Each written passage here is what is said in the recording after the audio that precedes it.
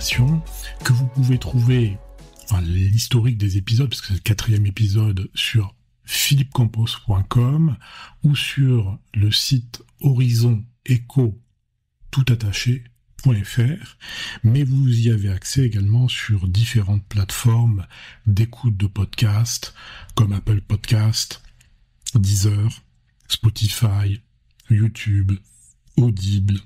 Il y en a un nombre assez important. Donc ça donne une certaine visibilité à ces échanges.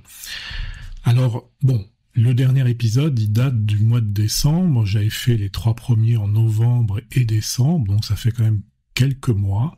J'aurais aimé les faire de manière plus régulière, mais effectivement, une charge de travail, des occupations personnelles font que, voilà, c'est pas mon métier, je suis pas podcasteur, c'est des informations sur d'actualité économique et comme son nom l'indique, l'innovation. Les 3 autres épisodes, c'était sur l'intelligence artificielle, les startups, les redressements judiciaires, voilà.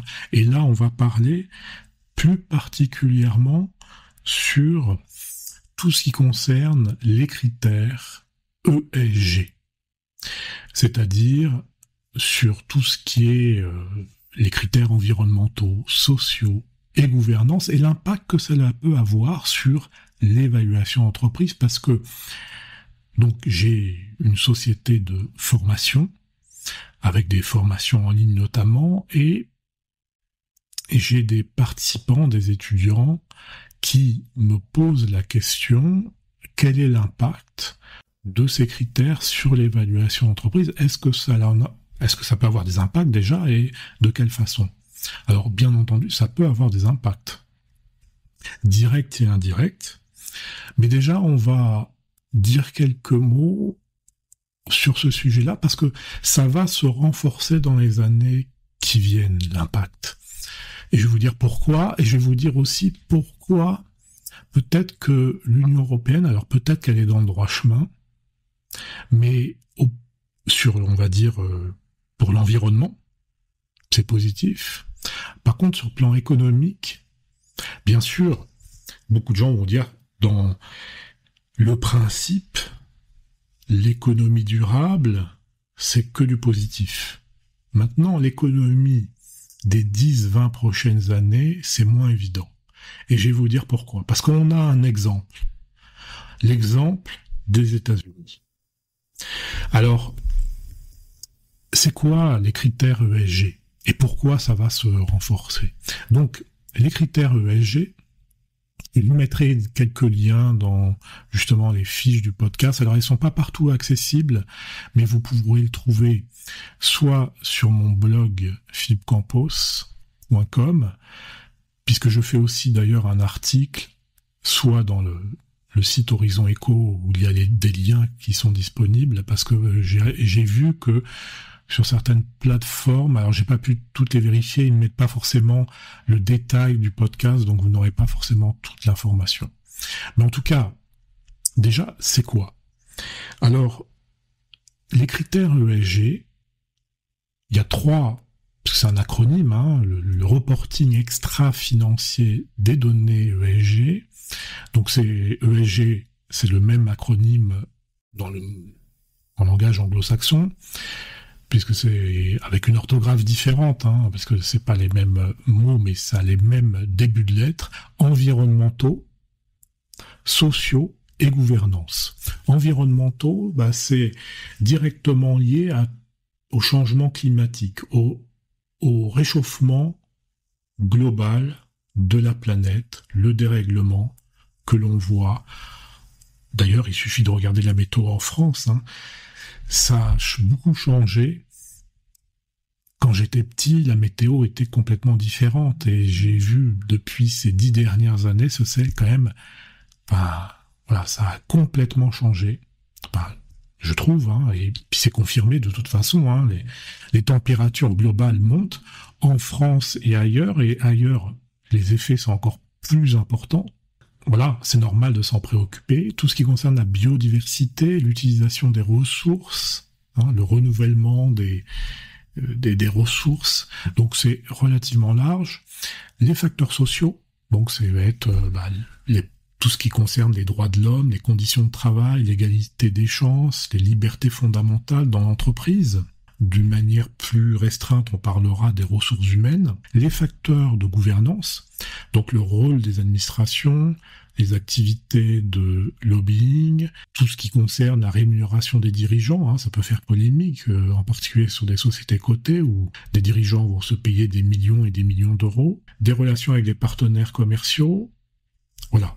Donc toute cette série d'informations, la particularité, c'est que progressivement, de nombreuses entreprises vont devoir respecter ces critères extra-financiers et en plus qui vont devoir être certifiés par un commissaire aux comptes ou un organisme tiers indépendant accrédité. Alors, des sociétés cotées d'une certaine taille avaient déjà cette obligation de publier des données, des reportings extra-financiers, mais c'était quand même sur des entités déjà d'une certaine taille. Aujourd'hui, ça va être étendu à un nombre significatif de sociétés, y compris des sociétés non cotées. Donc là, on voit que finalement, en Europe, parce que là je parle de l'Union européenne, les obligations vont être très importantes et un peu sous la contrainte, de manière progressive, mais enfin bon, en réalité ça passe très vite, mais de manière contrainte. Donc c'est-à-dire le premier reporting va intervenir dès 2025 sur les données 2024, donc de l'année en cours, à la date d'enregistrement de ce podcast, pour des entreprises qui ont deux des trois critères suivants, plus de 500 salariés, plus de 50 millions d'euros de chiffre d'affaires ou plus de 25 millions de chiffre d'affaires. À partir de 2026, pour les données de 2025, ça va être étendu sur les entreprises de plus de 250 salariés, plus de 50 millions d'euros de chiffre d'affaires et plus de 25 millions de total bilan. Et à partir de 2027, pour toutes les PME cotées en bourse, sauf les micro-entreprises de moins de 10 salariés et des entreprises qui ne dépassent pas 900 000 euros de chiffre d'affaires, mais bon, quand c'est des sociétés cotées, il y en a peu qui vont finalement ne pas être concernés.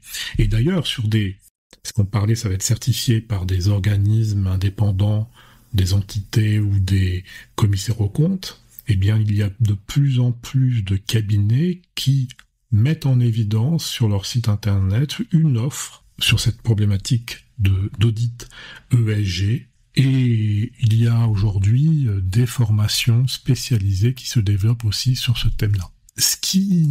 Le point qui est important, c'est de voir que finalement, ce passage se fait un peu sous la contrainte. Donc ces obligations d'audit.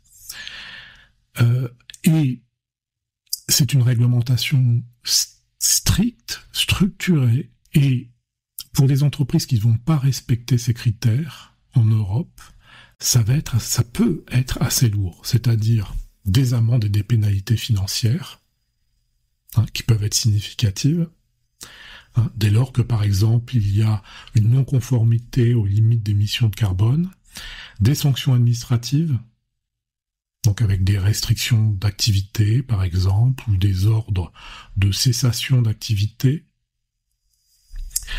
donc sur tous ces critères, pas uniquement de gouvernance, l'environnement, le social et la gouvernance, l'exclusion des marchés publics, donc c'est-à-dire que si vous travaillez pour l'État, vous pouvez être exclu de cela, des impacts liés à la réputation, c'est-à-dire que les entreprises vont être, alors là c'est un peu plus indirect, tout ce qui concerne la confiance des consommateurs et des investisseurs, une entreprise qui maltraite ses salariés, qui maltraite ses fournisseurs, et maltraite finalement aussi le climat, eh bien, elle aura peut-être plus de difficultés à vendre.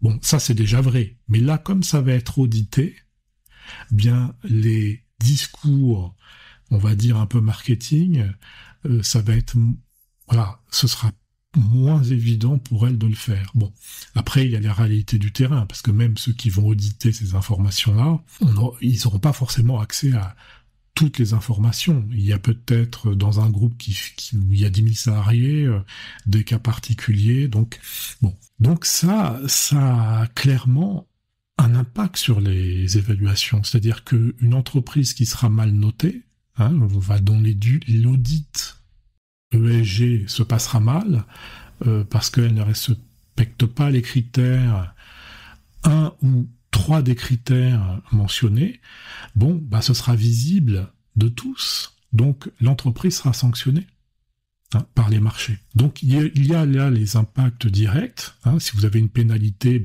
vous devez la mettre, ça viendra en moins de votre cash flow, ça viendra en moins de votre valeur d'entreprise. Donc du coup, oui, ça a des impacts. Les sanctions administratives, ça a des impacts. Si vous fermez, vous réduisez votre voilure, vous avez une interdiction de certaines activités, oui, clairement. D'ailleurs, ça existe déjà. Quand vous avez une entreprise, qui est polluée, la marque est appelée au boycott, etc. Ça peut avoir des effets sur votre chiffre d'affaires, votre marge, et donc là, il y a un impact direct sur la valeur d'entreprise. Donc, direct et indirect. Maintenant, ce qui est intéressant, c'est de confronter ça avec ce qui se passe aux États-Unis. Aux États-Unis, il n'y aura pas ce genre d'obligation. Bien sûr, ces critères ESG existent. Bien sûr, il faudra les prendre en considération. Mais les entreprises, on va dire, sont incitées. Et les moyens de régulation sont beaucoup moins contraignants. Alors, ça ne veut pas dire qu'il ne peut pas y avoir de sanctions. Mais les sanctions seront parfois engagées, mais ce qui existe déjà, c'est pas nouveau, et c'est beaucoup plus présent aux États-Unis qu'en France ou en Europe en général, c'est des groupes d'actionnaires qui vont attaquer le management pour non-respect des engagements ESG. Mais peut-être que leur engagement ESG va être moins fort qu'en Europe aussi. Et il n'y aura pas forcément d'audit non plus. Donc, l'information ne sera pas forcément révélée. Elle sera, dans les faits, révélée quand on voit qu'il y a un impact indirect, c'est-à-dire, oui, ça peut être des dirigeants qui font un peu n'importe quoi. Et effectivement, ça finit par se voir sur le cash flow de l'entreprise, et donc là, il y a un impact, mais ça passe par l'ESG. Des sanctions aussi de la SEC, c'est-à-dire l'organisme qui régule les marchés financiers, si il y a un non-respect des règles de divulgation des ESG, c'est-à-dire des informations sont dissimulées alors qu'elles auraient dû être diffusées.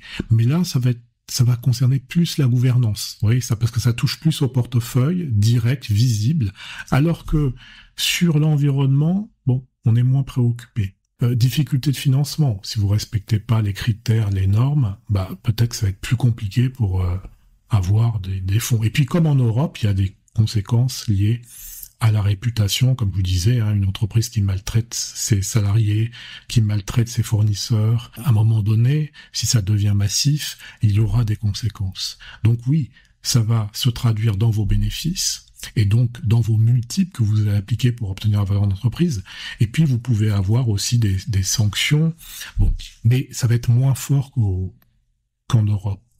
Et d'ailleurs, je me fais aussi, il y a quelques semaines, je suis parti aux États-Unis et dans un palais omnisport, dehors on va dire qu'il faisait peut-être 25 degrés, dans la salle il devait faire 15-18 degrés. Et je me suis dit, pour mettre pendant plusieurs heures la clim, pour faire baisser ce niveau de température si froid, c'est-à-dire que si vous étiez en t-shirt, dehors vous aviez chaud, à l'intérieur de la salle qui pouvait contenir peut-être 25 000 spectateurs, vous aviez froid. Malgré le fait que on pouvait bouger, etc., c'était glacé.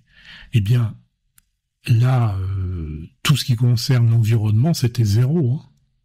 Et ça, c'est le genre de choses qu'on ne voit pas, en tout cas en France, on ne voit pas. Ça montre qu'aux États-Unis, ils sont beaucoup moins sensibles. Les SUV aux États-Unis, bien sûr, il y a le développement des véhicules électriques, mais les SUV, ça marche du feu de Dieu aussi.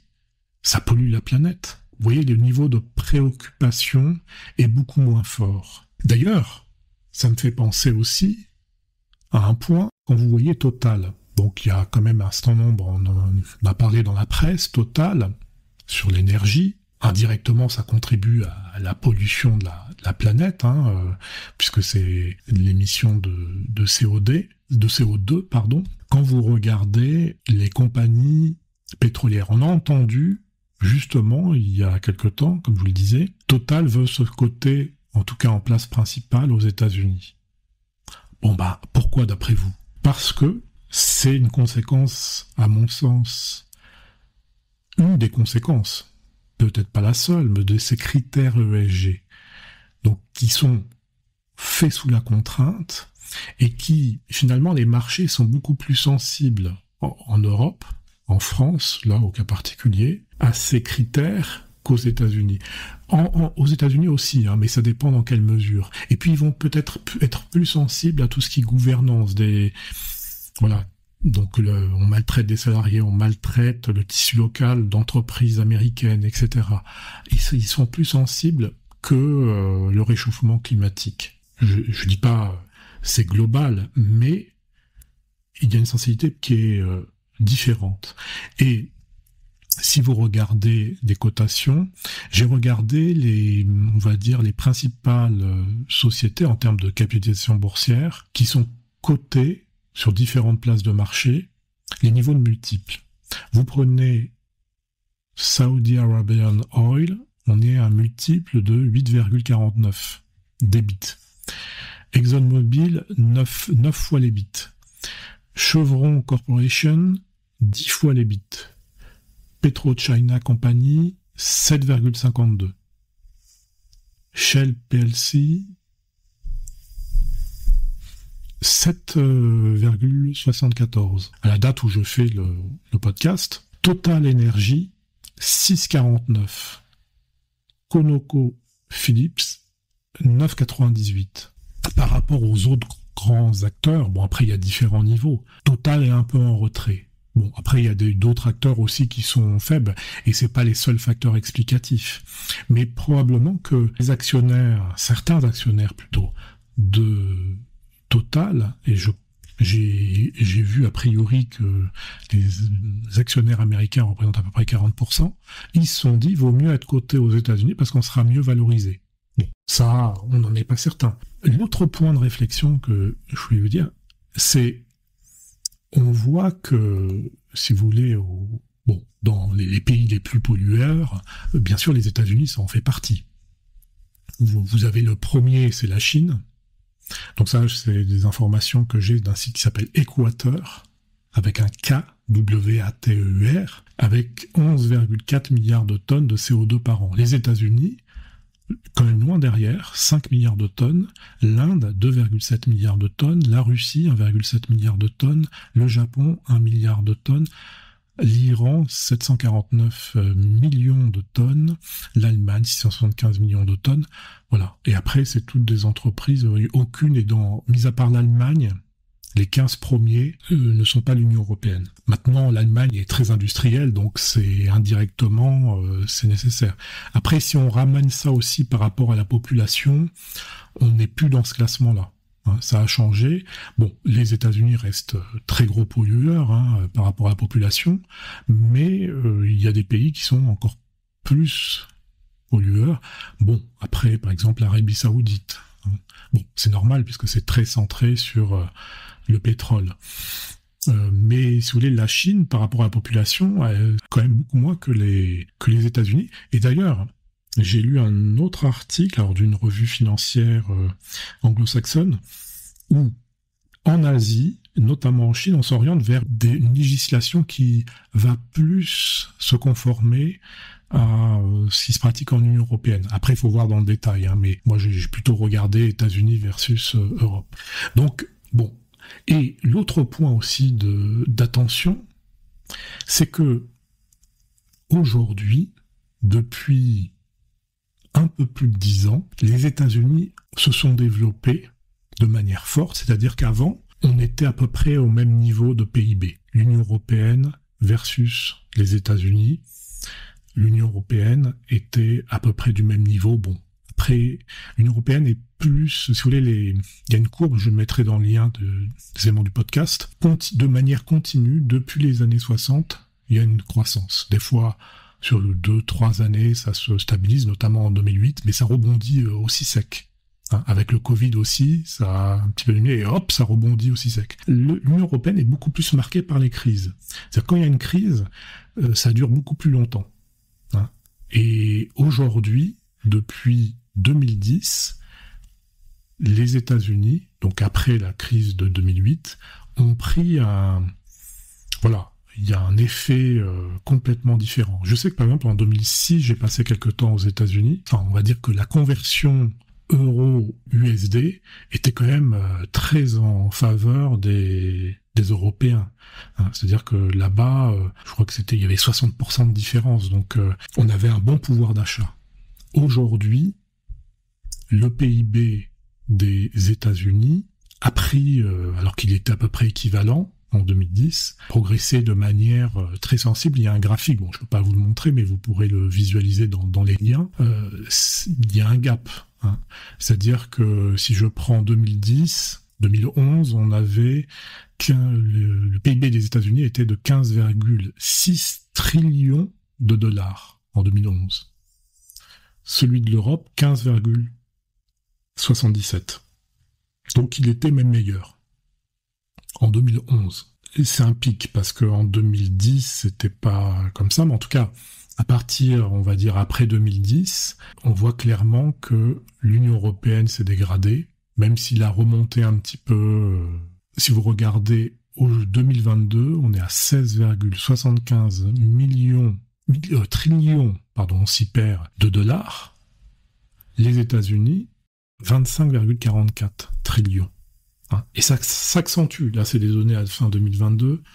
2023, ça doit continuer, ça va être encore pire. Donc il y a un gap, donc une différence qui s'observe, c'est-à-dire que l'Union européenne, clairement, est en décrochage par rapport aux États-Unis. Je pense que c'est aussi parce que les États-Unis sont beaucoup moins soucieux de la planète. Bien sûr, ils montent en apparence, et bon, on peut pas faire n'importe quoi.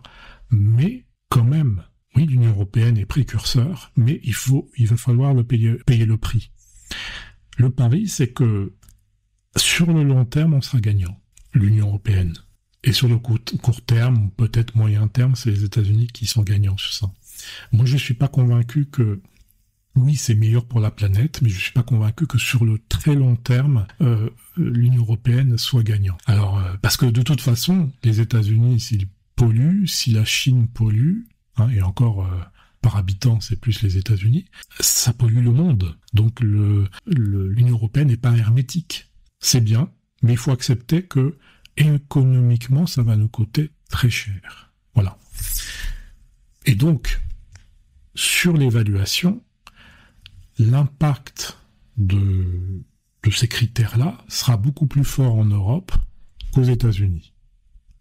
Voilà. C'est ce qu'il faut se dire. Je vous ai dit, effectivement, aux États-Unis, l'impact sera directement lié plutôt à des circonstances liées à l'organisation, des rémunérations, les troubles sociaux, etc., mais beaucoup moins sur les sujets d'environnement.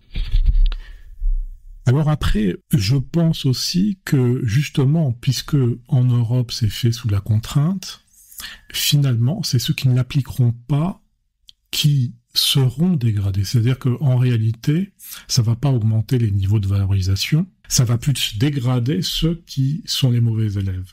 Alors qu'auparavant, comme ça constitue l'exception, eh bien, finalement, là-dessus, ça se jouait un peu de choses. Là, aujourd'hui, on va dire qu'un bon élève avait peut-être un bonus, mais aujourd'hui, c'est plus le mauvais élève qui aura un malus. Voilà. Donc, voilà. Mais bon, après, c'est au cas par cas. Et de toute façon, en termes de valorisation, comme je vous l'ai dit, c'est les résultats qui vont être déterminants. Les bénéfices. Si une entreprise est très bonne élève, mais qu'elle perd de l'argent, tôt ou tard, ça va dans le mur. Et bon. Et puis, l'autre point aussi, comme je le disais, il y a des critères qui vont être très difficiles à apprécier. Alors bien sûr, pour des entreprises pétrolières, on va le voir directement, mais certaines entreprises, quand des salariés se font harceler, Si l'information n'est pas remontée, personne ne pourra le voir. Vous pourrez le voir quand il y aura un scandale. Mais là, ce sera trop tard. Quand des fournisseurs sont mal payés, bon, il y a des entreprises qui vont faire tarder, vont faire refaire les factures. Voilà. Donc, c'est comme, j'ai l'exemple d'une entreprise de coursiers.